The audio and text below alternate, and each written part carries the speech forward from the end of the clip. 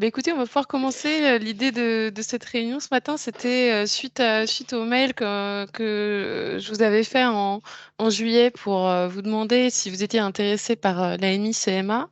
L'idée était de voilà, vous accompagner dans éventuellement l'élaboration de ce projet, l'idéation, etc. Et puis en fait, vu vos retours, ce qui nous a paru plus pertinent, c'était non pas de faire un atelier d'idéation qui paraissait un petit peu trop précoce par rapport à votre pratique et votre connaissance de cette AMI. Donc, c'est pour ça qu'on l'a transformé en atelier d'information où on va voilà, tout simplement rappeler, enfin en tout cas donner des infos sur cette AMI, en rappeler le contexte et donner des exemples surtout, et puis vous laisser poser vos questions. Et puis éventuellement, si à la suite de cet atelier, il y a des besoins qui sont exprimés par rapport à l'élaboration d'un projet, s'il y a un besoin d'atelier par rapport à ça, on pourra l'organiser. Mais on va commencer comme ça.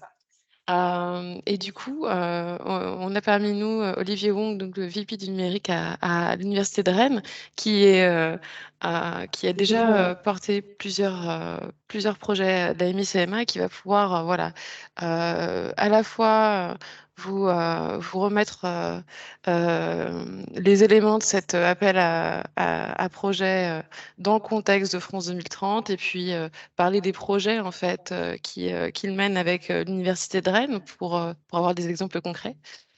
Donc, euh, donc voilà, est-ce que vous avez des questions avant de commencer? Non? Alors n'hésitez pas, du coup, pour les questions-réponses tout à l'heure, le petit encart questions-réponses, posez-les là. C'est plus simple pour nous, pour les traiter. Et puis la conversation, voilà, sur la conversation, vous pouvez laisser libre cours à vos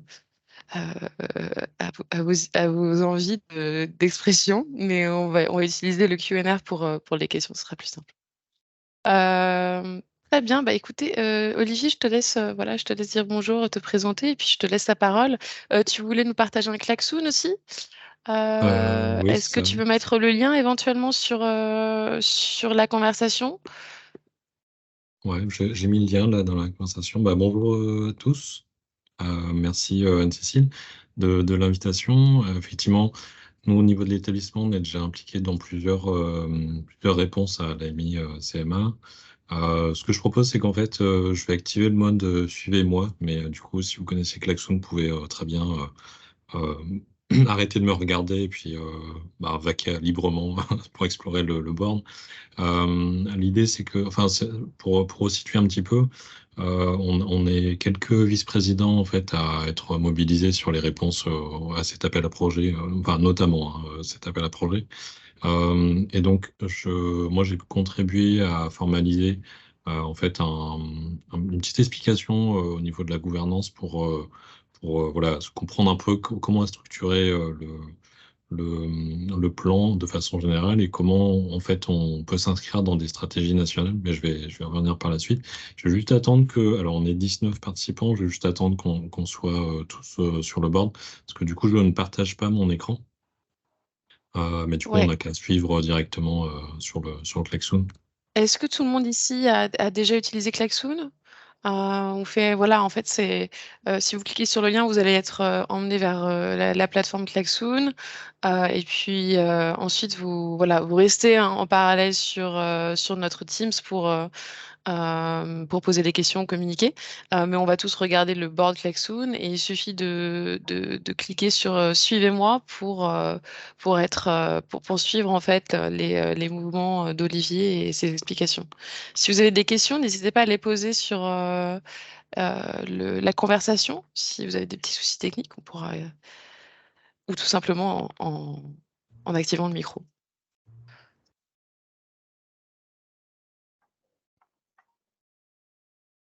Donc là, juste confirme-moi, Cécile, hein, j'ai bien, enfin moi j'ai activé le suivi de mon Ouais, côté, donc normalement vous êtes focus sur mon écran. ouais. Est-ce que tout le monde voit bien voilà, le On est une board quinzaine Klaxoon? là, sur le board. pense qu'il doit rester quelques personnes encore. Ouais, donc nous sommes 19.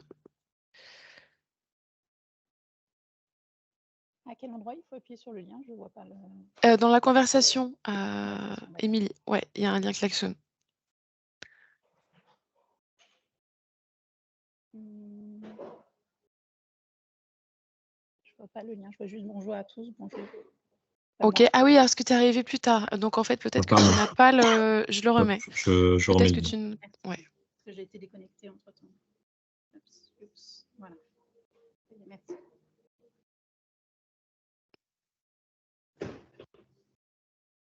Euh, 18. Mais on n'est pas loin.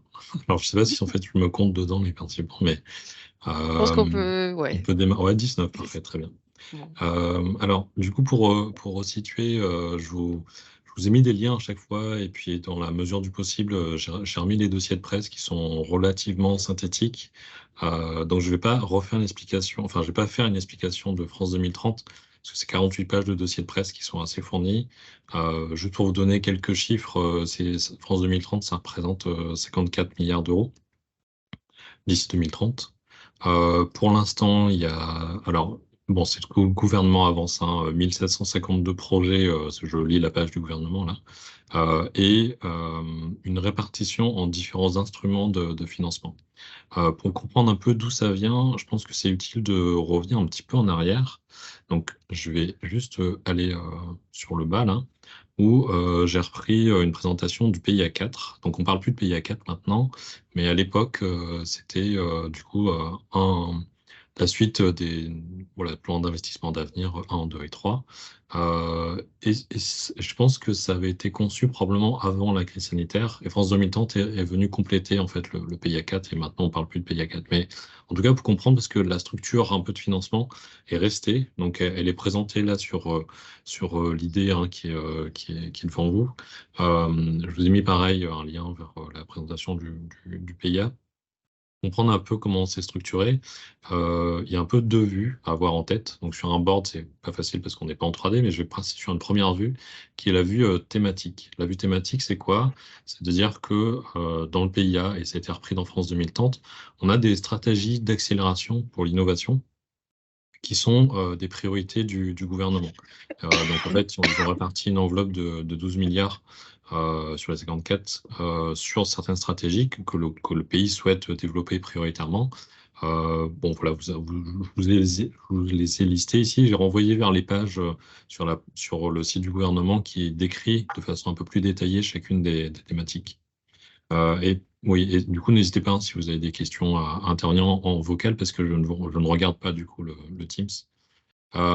Donc, en fait, voilà, on a un certain nombre de thématiques, une vingtaine à peu près. Pour vous situer, je vais vous les passer en couleur. Nous, on s'intéresse à certaines thématiques au niveau de l'établissement sur lesquelles on a déjà répondu. Donc, un peu de façon historique, je reprends dans l'ordre, c'est plus facile pour moi. On a répondu sur enseignement numérique, donc projet R, démonstrateur d'enseignement supérieur, et on est partenaire aussi de territoire numérique éducatif avec le rectorat. On a répondu sur santé numérique, et on était aussi lauréat sur plusieurs projets. On a répondu, alors je les cherche parce que je ne les vois plus sous les yeux. On a répondu sur XG, donc 5G, Future Technology Réseau. On a répondu sur la cybersécurité. Voilà, et donc il y en a un que je ne vois pas, c'est sur l'électronique, mais je pense que j'ai pas mis la fiche en fait. Donc en tout cas, sur CMA, on s'est en fait dit que nous on avait des forces vives, hein, sur le sujet, et que c'était intéressant pour nous de répondre à cet appel sur ces thématiques en question. Et donc, premier angle de lecture, c'est de se dire dans quelle thématique est-ce que je peux me positionner? Et ce sont des thématiques forcément imposées, en fait. On n'a pas tellement de marge de manœuvre par rapport au sujet. Sur chacune des pages, vous verrez, le cadrage est plus ou moins fort. Euh, j'ai donné à titre indicatif les budgets qui sont pour certains déjà bien entamés, hein, puisque ça c'était les budgets initiaux il y a 2 ans. Et donc, du coup, l'idée, c'est qu'on se positionne sur une des thématiques et ensuite, on va pouvoir y répondre de façon détaillée.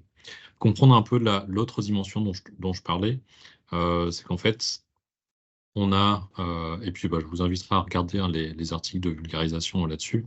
On a en fait deux volets sur le PIA4 historiquement, qui sont décrits ici. Un volet qu'on appelle plutôt bottom-up, c'est-à-dire qu'on va plutôt partir des idées du terrain sans idées préconçues. Donc c'est ce que j'ai mis ici. Là, j'ai remis en couleur hein, les autres appels à projets auxquels on a aussi été lauréat. Donc, c'est d'autres structures, mais c'est toujours les mêmes sources de financement. Et c'est important de l'avoir en tête hein, aussi, cette idée-là, parce qu'on a du coup les mêmes financeurs en face, en fait. Et de l'autre côté, sur les 12,5 milliards là, dont je parlais, sur les stratégies d'accélération, là, du coup, on comprend bien que c'est du top-down, c'est-à-dire que le gouvernement a décidé des thématiques et on y répond, en fait. Donc, si on s'estime capable d'y répondre, du coup, on y répond. Du coup, je vais faire un zoom sur ce volet-là, parce qu'il nous concerne plus particulièrement. On a 5 programmes sur lesquels on a des. Voilà, nous, voilà, côté recherche, par exemple, on répond beaucoup sur tout ce qui est programme, équipement prioritaire de recherche. On répond aussi sur les aspects maturation, R&D, valorisation. Je vous ai remis le lien aussi parce que c'est potentiellement intéressant pour vous dans le sens où, suivant les structures que vous portez, peut-être certaines peuvent être en lien avec la Southwest avec laquelle on travaille. On a les démonstrateurs, le soutien au déploiement, etc. Et à l'intersection entre les deux, on a CMA. CMA, c'est un objet un petit peu particulier qui, alors je dézoome un peu pour avoir la photo d'ensemble, qui est directement issu de France 2030. Donc je disais, hein, on a largement, on est passé de 20 milliards à 100 milliards de PIA4 à France 2030. Et donc France 2030 est venu compléter l'enveloppe initiale qui était prévue sur le volet formation spécifiquement, en venant allouer un budget dédié en fait à un dispositif qu'on appelait compétences et métiers d'avenir. Compétences et métiers d'avenir, ça a été annoncé, alors je ne me rappelle plus des dates exactes, mais 2021, il me semble. Euh, du coup, avec un budget qui va s'étaler jusqu'à 2025. Bon, on ne sait pas très bien en fait. C'est probable que ce soit un peu rallongé, mais a priori, voilà, on est à peu près à mi-chemin. Et donc, ça se décompose en deux volets. Un volet, on va dire, diagnostic, et puis un volet sur la partie plus dispositif de formation. Ça c'est un dispositif alors, qui est conjoint entre plusieurs ministères. Donc là, vous voyez, à l'époque, c'était Elisabeth Borne qui est maintenant Première ministre. Et en fait, à l'époque, c'était ministre du Travail, ministère du Travail. Et donc, du coup, c'était vraiment une association entre les différents ministères, formation, travail. Et on retrouve un peu cette structuration aussi dans les modes de financement et dans les modes d'accompagnement. Donc, si je prends un petit peu de recul, deux dimensions. Une dimension, j'ai noté dans le quart gris, on choisit une thématique. Et une deuxième dimension un peu budgétaire, on va s'inscrire dans un dispositif qui est CMA, qui fait partie d'un ensemble, on va dire, top-down. On décide pour vous de la façon dont c'est structuré, on s'inscrit dans un cadre, en fait. Voilà, donc je pense que c'est quand même important d'avoir en tête que tous ces objets-là, en fait, ça compose, ça compose voilà, France 2030, et puis il y en a d'autres, hein, en fait. Ça compose France 2030, et du coup, par exemple, sur le volet top-down, les mêmes stratégies vont s'appliquer aussi bien aux démonstrateurs, aussi bien au soutien de déploiement, aussi bien à la maturation, au PEPR, que à CMA. Et donc CMA est souvent vu comme le volet, on va dire, orienté vers la formation d'autres actions PEPR. Alors, je parlais d'un sujet que je connais un peu mieux. Sur les PEPR, souvent, c'est des programmes très orientés recherche, hein, comme le R l'indique. On a, du coup, néanmoins, des liens à faire avec les autres actions. Donc, on a des liens à faire avec les CMA. Et Est-ce que tu typiquement, peux, excuse-moi Olivier, oui, je préciser parle beaucoup en PEPR? acronyme, ouais. Oui, ouais. Programme équipement prioritaire de recherche. Hmm, Donc en fait, c'est tout simplement le financement de la recherche hein, pour des thématiques spécifiques merci. parmi les 20 thématiques qui sont citées. Et donc, du coup, souvent, on va avoir, on incite en tout cas les établissements à répondre de façon conjointe en ayant une vision quelque part de l'écosystème dans une stratégie donnée. Je caricature un peu recherche, formation, industrie, par exemple, et on essaie de faire en sorte que l'ensemble des acteurs se parlent et construisent de façon coordonnée. Ce qui est un petit peu compliqué dans le sens où, par exemple, la construction des PEPR par nature est très tournée vers la structure de recherche.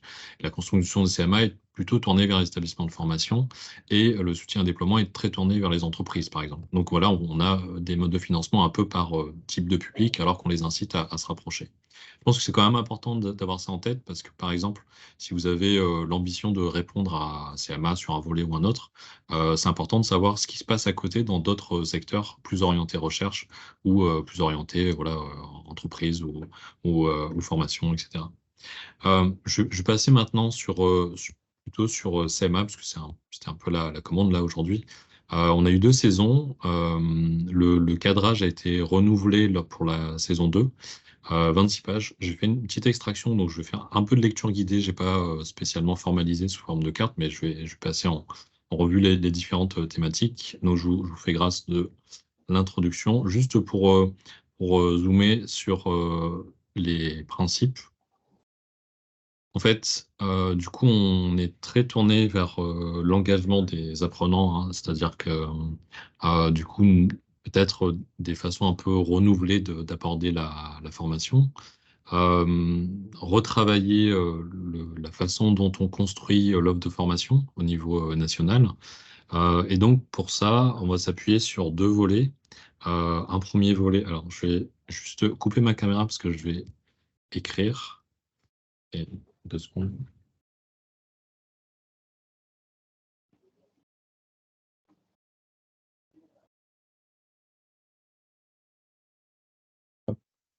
Parce que vous m'entendez bien toujours.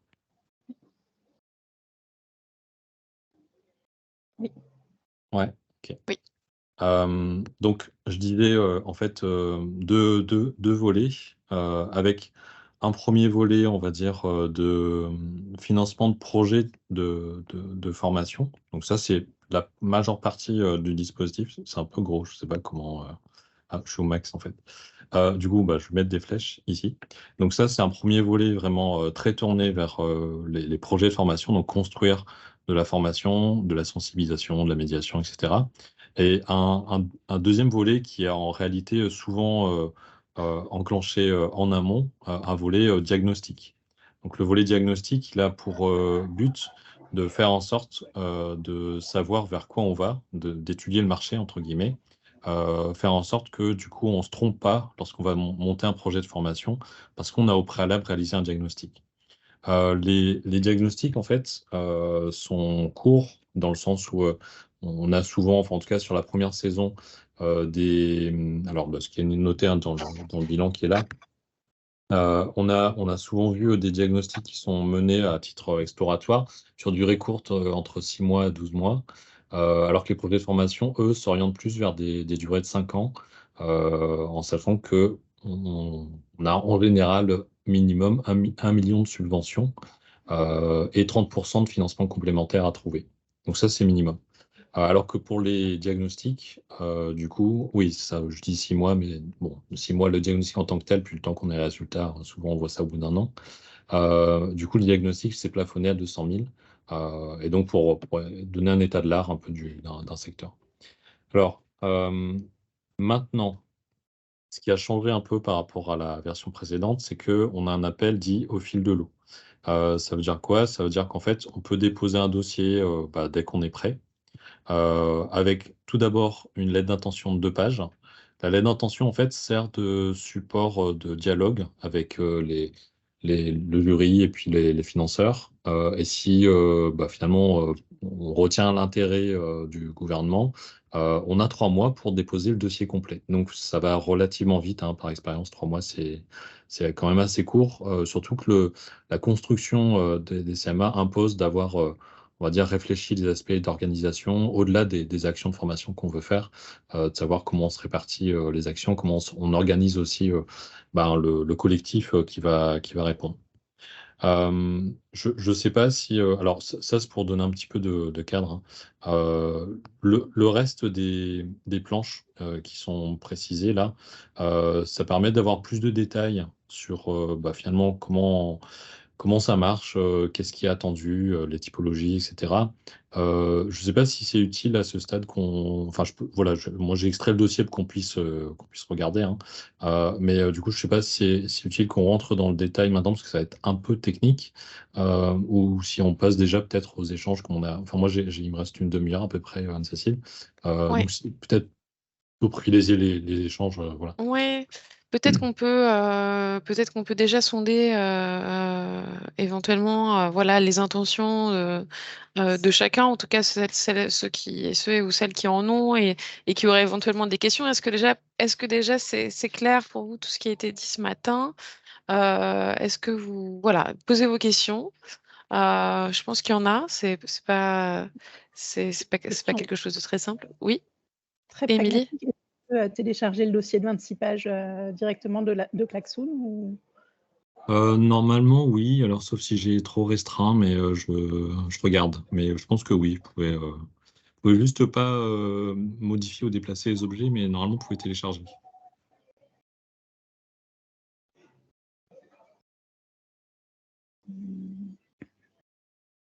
Après, sur CMA en tant que tel, j'ai extrait les planches, hein. Voilà, c'est celle que vous avez sur le klaxon directement. D'accord.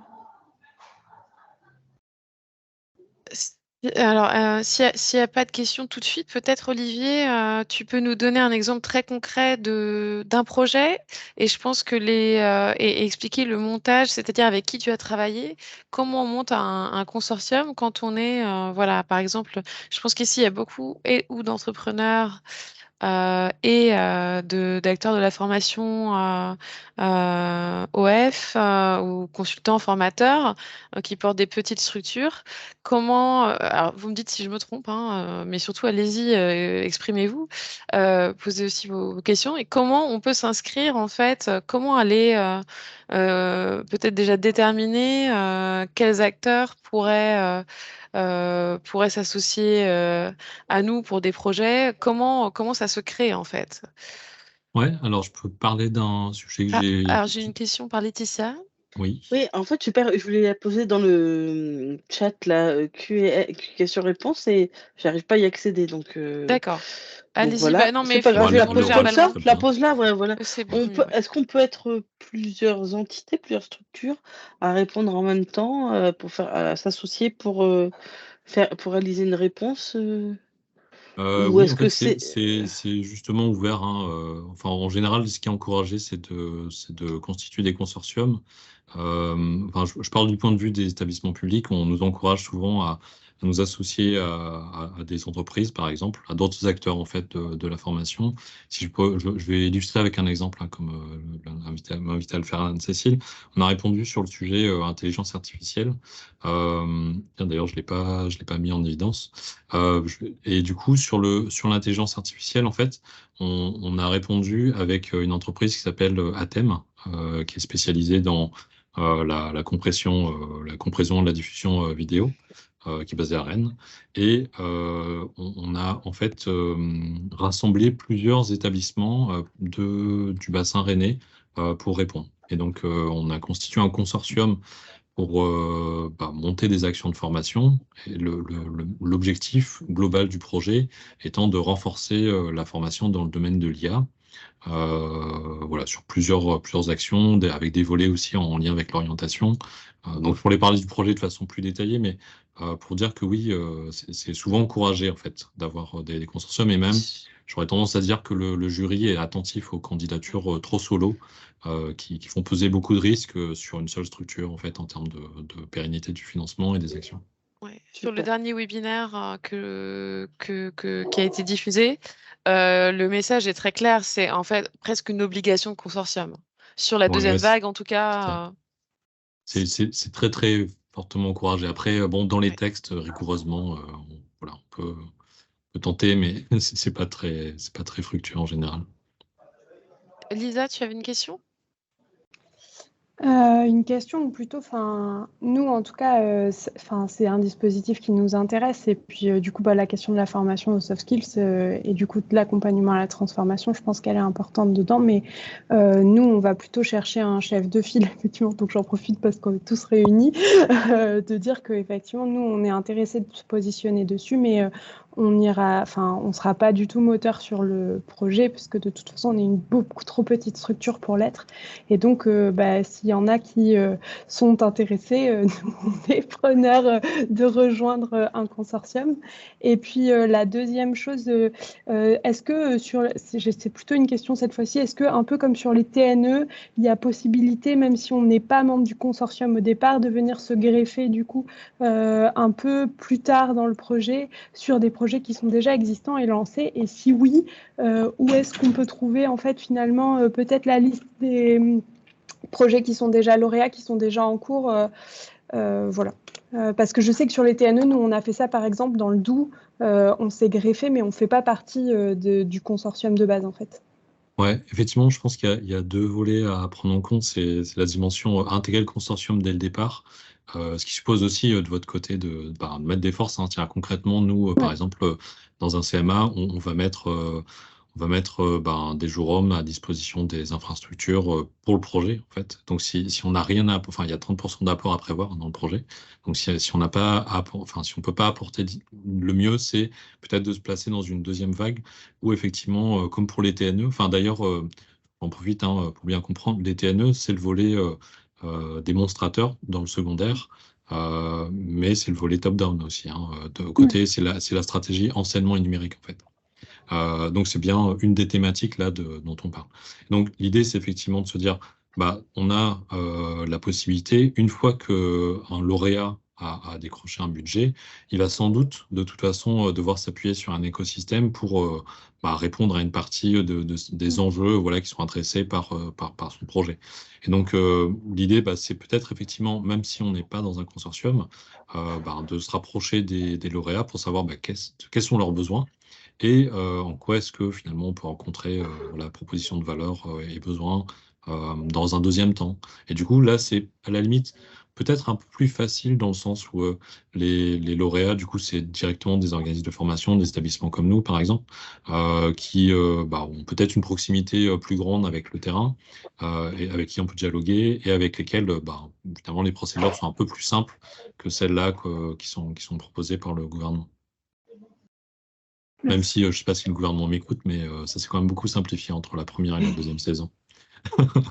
Et du coup, où est-ce qu'on peut trouver la liste des projets qui sont déjà lauréats? Parce que du coup, comme c'est au Alors, fil je de vais l'eau. remettre je vais chercher la liste en parallèle, mais il y a eu plusieurs communiqués de presse en fait sur les CMA et souvent alors je l'ai plus en tête, mais il y a de toute façon alors d'une part, bon déjà. Je pense que c'est important d'avoir une liste des diagnostics. Je vais le mettre en live sur le board là. Une liste des diagnostics sur les CMA. Donc ça, c'est important de les avoir en tête parce que ça vous donne une idée de la tendance et de se dire pour les diagnostics qui sont accessibles, on a peut-être intérêt à se rapprocher des régions ou des territoires ou des porteurs qui ont lancé le diagnostic parce que probablement eux, vu le diagnostic qui a été fait, ils vont avoir des besoins dans tel ou tel sujet en fait. Et donc du coup, ils vont sans doute déposer un CMA à un moment donné. Donc, tiens, je l'avais déjà mis en fait. Le liste des diagnostics, c'est la. Alors, je vous remets sur le board là. Le diagnostic, c'est le lien qui est là. C'est parfait, merci. Voilà. Et par ailleurs, pour les CMA en tant que tels, moi, j'ai vu passer des communiqués de presse avec des synthèses sur l'ensemble des projets. Nous, en tant que lauréat, on est tenu de publier des résumés, de communiquer des résumés publics des projets. Mais à ma connaissance, et encore une fois, je vais me retourner vers ma direction qui s'occupe de ces sujets-là. À ma connaissance, il n'y a pas de mise à dispo de l'ensemble des résumés publics encore pour de façon large. Mais de toute façon, si ça vient à un moment donné, j'imagine que ça sera sur vous voyez, c'est beaucoup de liens vers le site du gouvernement. Donc, j'imagine que ça sera sur le site du gouvernement de toute façon qui recense, l'ensemble de retours. On a peut-être, alors, si vous allez sur la page qui est juste à côté au niveau de la description des fiches thématiques, là, à un moment donné, on a en fait la possibilité de regarder soit sur la Banque des Territoires, soit sur le site de l'ANR, la description de l'appel à projet, qui est le même, hein, voilà, des deux côtés, mais c'est deux financeurs différents. Pourquoi deux financeurs? Parce que l'ANR est plus tournée, on va dire, à établissement de formation recherche, voilà, de façon générale, et alors que la Banque des Territoires est un peu plus tournée vers les entreprises, par exemple, ou des structures privées. Donc, les deux pages sont intéressantes à regarder parce qu'en fait, elles décrivent le même dispositif. Il faut savoir que suivant la nature du projet, vous allez basculer d'un côté ou de l'autre, en fait, d'un des financeurs qui a sa propre procédure d'instruction. Donc, nous, on travaille beaucoup avec l'ANR, un peu nécessairement. Et notamment en termes de webinaires, si vous voulez en savoir un peu plus, il y a plus de webinaires qui sont disponibles voilà, sur le site de l'ANR, par exemple. Enfin, en tout cas, il y a, à mon avis, plus de réponses sur ces questions-là de CMA sur le site de l'ANR. Après, je vais le remettre en lien. Ouais, de toute façon, je compilerai tous les éléments. Anne-Sophie, tu peux pas mettre les documents que tu souhaitais dans la conversation, c'est ça? Non, a priori, on n'a pas accès pour mettre des documents. Je te les ai envoyés par Ouais. mail. C'est le document PDF qui vient Ouais. d'être montré et aussi la liste des premiers lauréats de la première vague. D'accord, ok. Ah bah, super, Je merci. compilerai tout ça dans un mail. Et les webinaires de l'ANR sont quand même assez riches et vont un petit peu plus loin que le discours officiel. On donne vraiment, là quand même, il y a quand même des éléments qui sont clairement définis, des directions à prendre si on veut que le projet passe quand même. Il y a des orientations Ouais. qui sont assez... et je pense qu'il faut vraiment prendre le temps de le regarder ou de les regarder. Ne soyez pas impressionnés par les 2-3 heures affichées parce qu'il y a souvent 1 heure de présentation et ensuite il y a des questions-réponses. Donc ça peut durer longtemps, mais vous n'êtes pas obligé de tout regarder. Déjà, si vous regardez la première heure, vous allez quand même être bien informé. Hop. Si je peux juste rajouter quelque chose par rapport à ce qui vient d'être dit sur les consortiums, effectivement, dans les webinaires, le mot obligation n'est pas prononcé ouvertement, mais enfin, on sent bien que les projets qui ne sont pas menés ou portés par des consortiums ne seront pas validés. Oui. Et d'autant plus, je dirais qu'il y a même un étage encore au-dessus, c'est que le consortium doit être constitué d'acteurs divers. Et donc d'institutionnels, d'organismes de formation privée, de start-up, d'entreprises EdTech. Mais on peut aussi, pourquoi Ouais. pas, penser à des financeurs de formation comme les OPCO, à des missions locales, ou Pôle emploi, enfin à tous les acteurs qui sont ou qui tournent autour de la formation et de la compétence. Donc pour moi, c'est un passage obligé en fait. C'est d'identifier effectivement un sujet fédérateur qui pourrait regrouper des acteurs de tous bords. Et notamment quand le porteur du consortium n'est pas une institution. Je dirais que quand le porteur du consortium est une université, c'est différent d'un consortium qui peut être porté notamment par un organisme de formation type CFA ou privé. Donc là, il y a pour moi l'obligation d'avoir un consortium qui représente les acteurs d'un territoire. Ouais, il y a quand même un triptyque, consortium donneur d'ordre public, ensuite employeur ou représentant d'employeur et des OF. Tout à fait. Et encore mieux s'il y a des partenaires, collectivités, Voilà. régions, etc. Ouais. Donc est-ce que tu as un exemple, Anne-Sophie ou Olivier, d'un projet pour peut-être avec ces parties prenantes pour voilà, avoir l'exemple d'un projet, alors CMA ou peut-être PIA avant. Ben, je pense que moi, j'ai des exemples de PIA précédents, effectivement, hein, donc les cahiers des charges ne sont pas les mêmes, mais la démarche finalement est la même. Les budgets alloués sont à peu près du même ordre. Il y a eu des PIA autour de l'intégration professionnelle des réfugiés, par exemple, où les consortiums, les projets qui ont été retenus fédéraient les missions locales, les structures en capacité d'héberger les réfugiés et les organismes de formation. Et ce qui est attendu par le gouvernement et par les décideurs, c'est bien de montrer notre capacité à créer des dynamiques qui n'existent pas ou qui n'existaient pas avant.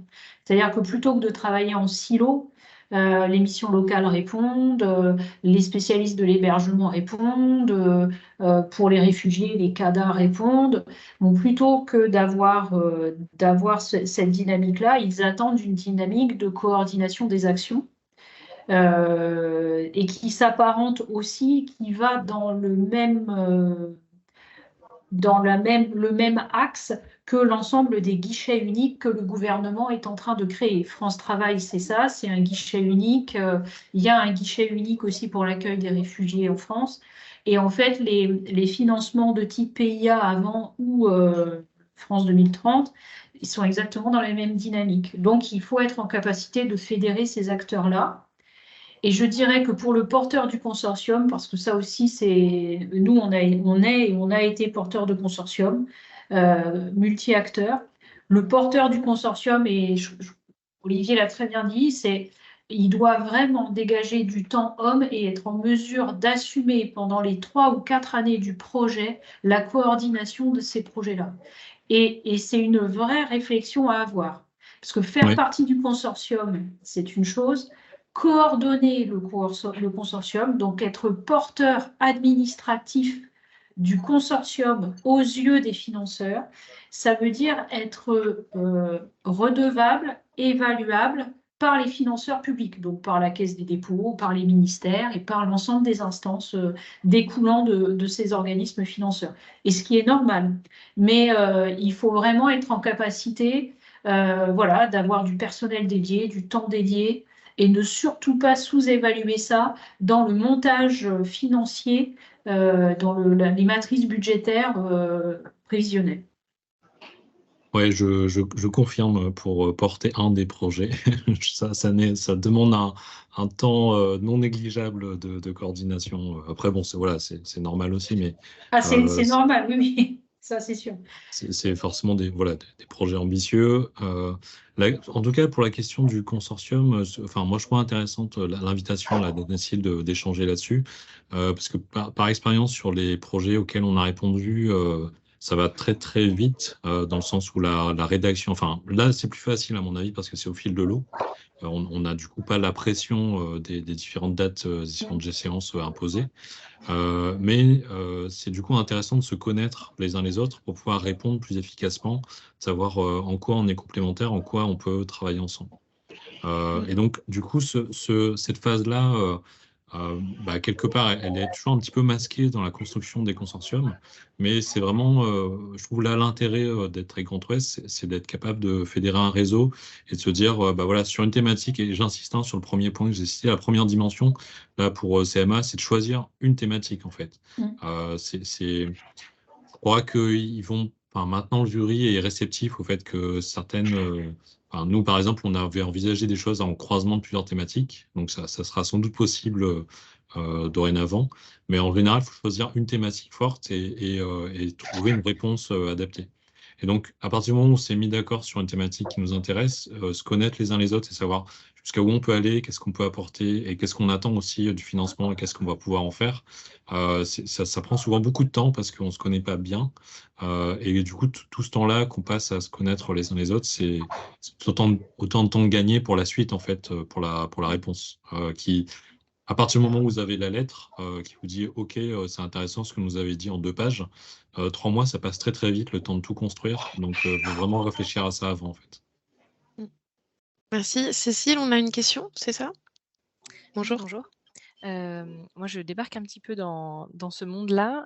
On est un petit organisme de formation, qui s'appelle Agrobio 35, c'est un GAB et nous, on est plutôt orienté agriculture et j'aurais voulu savoir, si vous aviez déjà des exemples, à donner de projets qui se seraient montés sur les systèmes agricoles durables, des exemples de consortiums, voilà, des choses qui se seraient déjà montées et éventuellement, s'il y a des acteurs, autres qui seraient, déjà engagés dans un consortium, ou quelque chose qu'on pourrait, prendre en cours parce que j'ai l'impression que ça a l'air d'être assez costaud, de coordonner tout ça. Donc, voilà et puis, vous avez parlé du temps non négligeable. Est-ce que vous pourriez être plus précis sur, est-ce que c'est, il faut compter 1 ETP, sur, enfin sur combien de temps? Voilà, est-ce que vous avez des ordres d'idées de temps, à allouer à la coordination?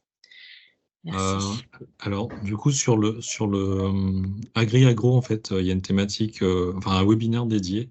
Je vais vous mettre le diapo dans le klaxon, si vous êtes en mode suivre, du coup, je le mets là à disposition, qui est dispo, hein, le diapo et le webinaire sont disponibles. Moi, je suis pas spécialisé sur le sujet, donc je saurais pas vous dire, en fait, qui aurait pu répondre. Enfin, nous, c'est pas des thématiques là qu'on traite.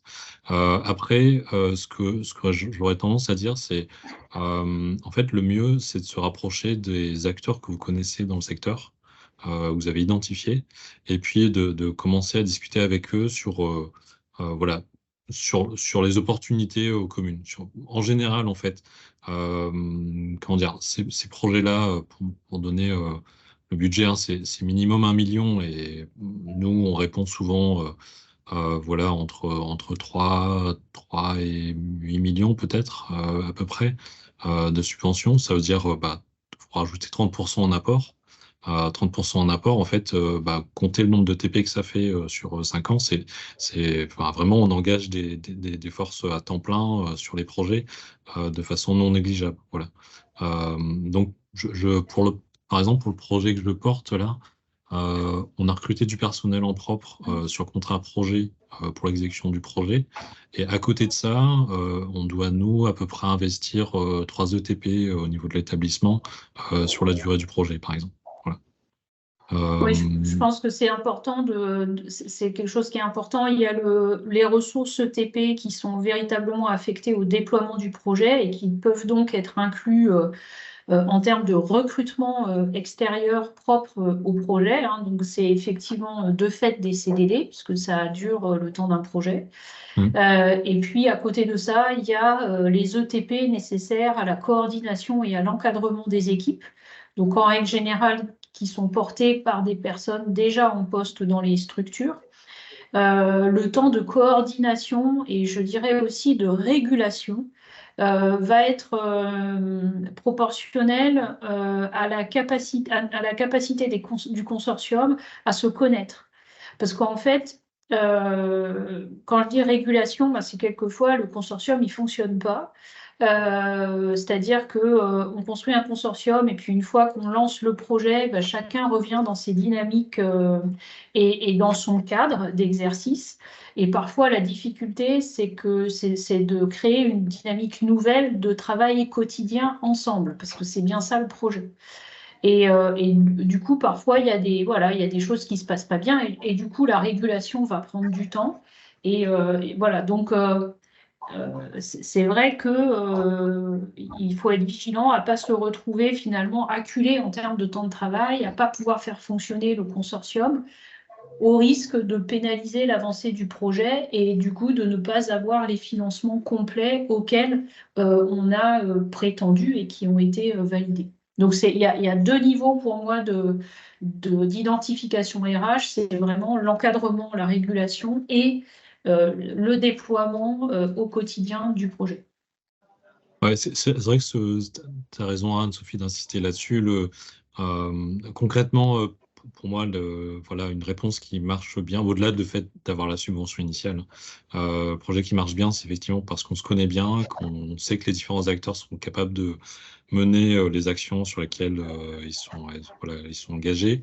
Donc vraiment, faut effectivement travailler en confiance, être capable de tenir ses engagements. Donc c'est pour ça que toutes les discussions préalables en 3 mois, c'est souvent très court hein, pour se connaître et savoir où on s'engage. C'est vraiment important de les mener vraiment en amont pour avoir une réponse très solide, surtout en exécution. Parce que l'une des difficultés, c'est que une fois qu'on a les subventions, Anne-Sophie l'a dit, il faut rendre des comptes.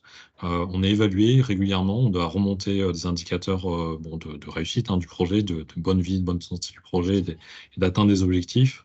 Et donc, il s'agit en fait, moi, à la limite, le plus difficile, je trouve, c'est de piloter le projet une fois qu'on a eu la subvention plutôt que de l'avoir. Enfin, je dis pas que c'est ça. forcément difficile de l'avoir, mais en tout cas, c'est une fois qu'on l'a, voilà. Tout d'un coup, la pression monte d'un cran, en fait, parce qu'il faut exécuter tout ce qu'on a promis sur le papier en espérant l'avoir. Mais du coup, une fois qu'on l'a, oui, il faut maintenant mettre à exécution, quoi. Est-ce qu'on peut faire un mini-point peut-être sur la question de l'apport de 30% du montant total du projet? Peut-être on en avait parlé, c'est important, je pense. Est-ce qu'Olivier ou Anne-Sophie, vous pouvez faire un petit point là-dessus? Alors justement, Bah, en règle générale, tous les PIA d'avant, enfin et même j'allais dire tous les appels à projets, hein, il y a une recherche de financement complémentaire qui est obligatoire et où soit on va effectivement chercher des financements complémentaires extérieurs, soit on va valoriser des fonds propres. Enfin en tout cas donc par exemple, nous dans certains appels à projets, je vous parlais tout à l'heure des RH d'encadrement. Ça, c'est des choses que l'on intègre dans les 30%, puisque ce sont des postes qui existent déjà. Mais par contre, le RH que l'on va aller recruter pour la mise en œuvre, ça va faire partie de la partie que l'on va aller demander en financement. Donc, ça va dépendre en fait du consortium et du montage financier, quoi. Je dirais, il y a une obligation, effectivement, de toute façon, d'avoir une partie qui n'est pas finançable par le PIA, enfin par France 2030. Et donc, après, c'est aussi des négociations en interne. Et c'est aussi une partie importante de la préparation de la réponse, c'est-à-dire que se faire confiance et travailler en toute transparence, et être bien au clair sur la répartition budgétaire avant le lancement.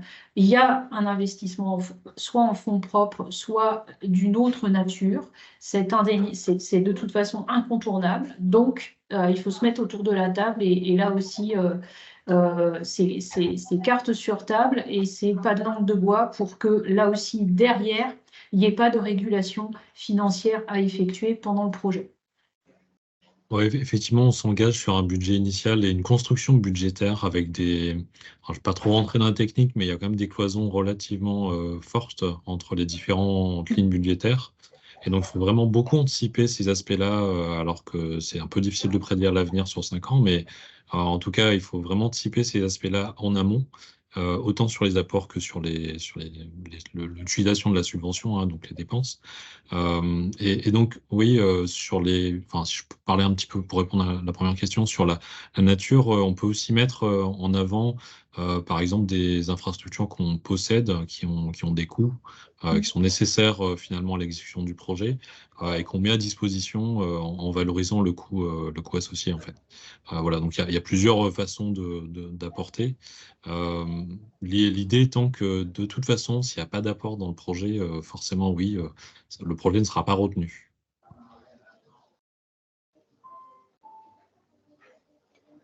Justement, en termes de structure, est-ce que une partie de foncier quelle partie de foncier peut intervenir sur un projet? C'est une bonne question. Je vais regarder dans le règlement financier CMA. Je n'ai pas vu de mémoire, hein, ça ne me dit rien du tout sur la question des apports.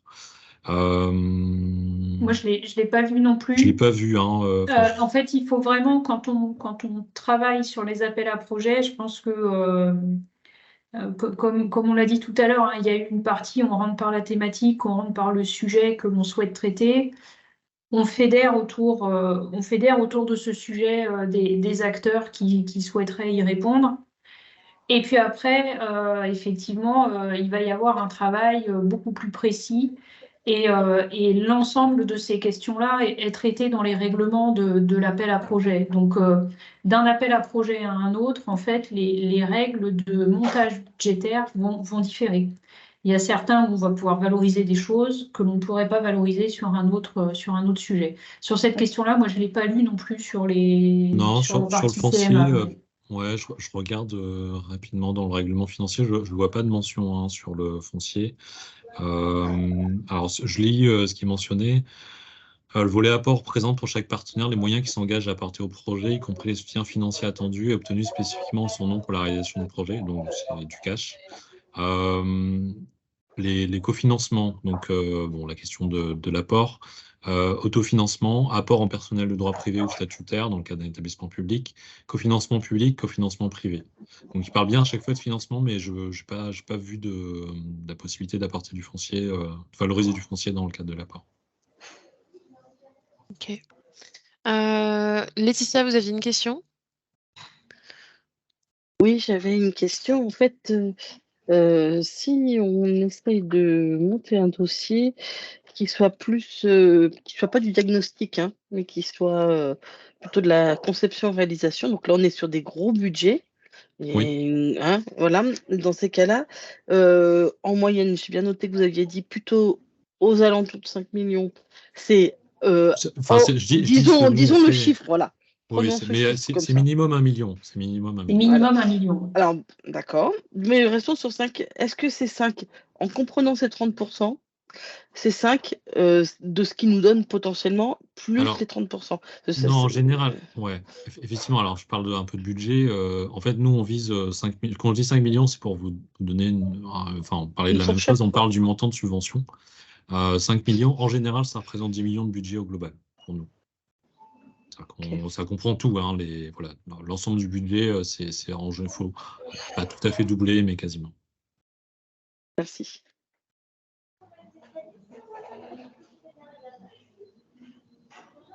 Lisa, tu avais une question aussi? Oui, ou en tout cas peut-être une demande auprès d'EdTech Grand Ouest. Est-ce que du coup ça serait possible, pertinent pour ceux qui le souhaitent, qu'on ait peut-être un board klaxon ou quelque chose qui rassemble en fait les différentes thématiques et que chacun puisse se positionner dessus en indiquant ce qu'il peut apporter dans cette thématique-là pour que du coup ce soit plus lisible et plus facile de détecter les potentielles synergies, de se contacter entre nous et du coup effectivement d'être peut-être plus rapide et plus efficace pour derrière aller participer ou rentrer dans une dynamique de consortium et commencer à déblayer, entre guillemets, la pertinence de pouvoir structurer une réponse commune.